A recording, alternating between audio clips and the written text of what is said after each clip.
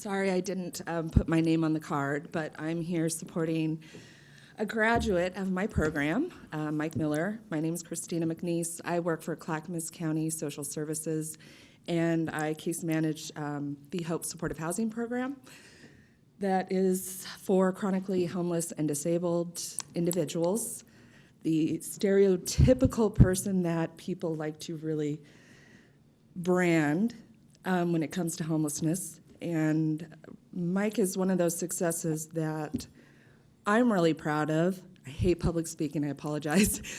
But if he can do it, I can do it. So I'm really proud of, because you don't become homeless just because you can't get a job. You don't become homeless just because you use drugs. It is a whole human being. And I don't care if you are an addict. I don't care if you're sitting on someone's steps, loitering people, those are human beings. So this is a wonderful person, human being, who through the HOPE program was housed stably for the first time in his life for 9 years. And he recently graduated. And this is proof that people who are homeless want something different. They maybe just lack some supports, didn't have things growing up, or, there's a myriad of things, but I'll let him take over, I'm sorry. Thank you for letting me talk today. This is something that's really close and dear to me. Life has been not a picnic, but I had all these things today that I wanted to share and stuff, but I've been watching this stupid little clock, and it goes by pretty quick. So I got to shorten it up a little bit. But, I could not do anything. I could get myself together, and I could maintain for 2 or 3 months. I could never hold a job. I would... I didn't know why. I guess I just figured I was lazy or something, but there was something that it would come to a point where I'd go to the door to walk into work, and eventually I just couldn't open that door, and I'd leave. I'd run. I can't tell you how many times I've worked someplace and just left my last check there, never went back. There was something in me that I just couldn't deal with life, and that got me into the drugs, the alcohol, crimes. I spent tons of time right here in Clackamas County Jail. I spent 6 4th of Julys in a row locked up over here in this county jail when I was like 18. All my life was like that, in and out of jail. Police weren't my enemy. They were my saviors. That was my safety net. Once or twice there's been a cop that, wasn't too nice. But for the majority of them, they always treated me fair. I don't have a complaint at all about any of them. They got a thankless job. But I counted on them. That was my safety net, place to go and heal up. I've been chronically homeless since I was like 13. My dad died when I was 10. Mom had to work. So it was just me from the time that I was about 10. And life was just really messed up. I've been to prison 3 times. County jails up and down California, Oregon, Washington, just countless times. I have no idea how many. Until it got bad enough for me to try to commit suicide. And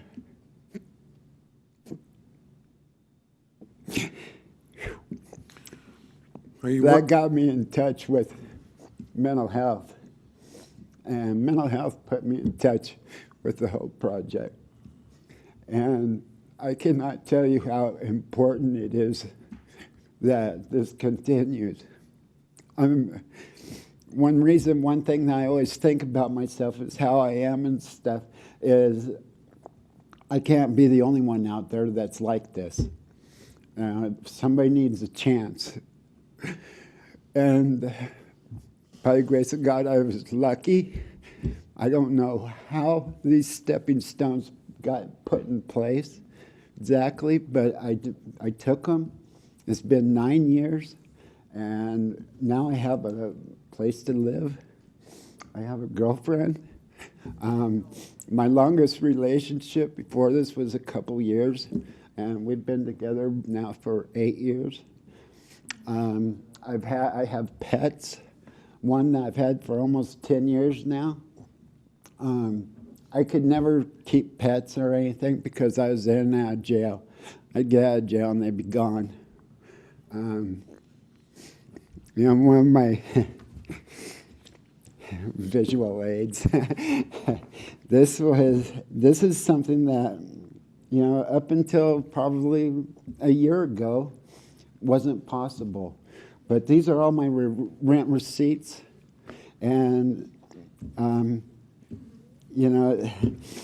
this is my first housing letter that I got from housing back in 2005, and I just got on housing last August, so that's why I graduated the program. This is every rent receipt. This was never ever an option that I could do before, but thanks to the patience and the care of everybody from Hope Project and mental health over here,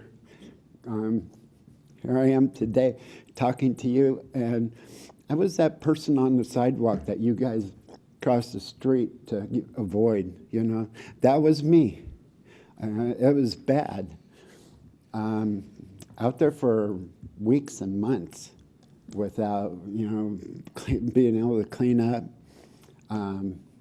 Whatever money I did get went to drugs so I could forget about how things were. That's really it. This is just so important. You just cannot let this down. That's all. Mike, that has got to be the most riveting and impactful.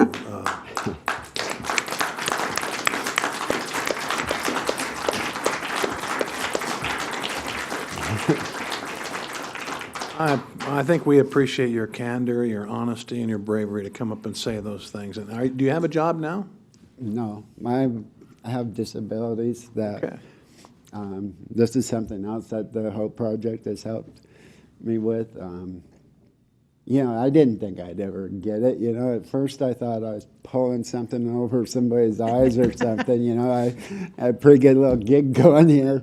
Somebody was paying my rent and stuff. And then as the years went by, it turned me around. And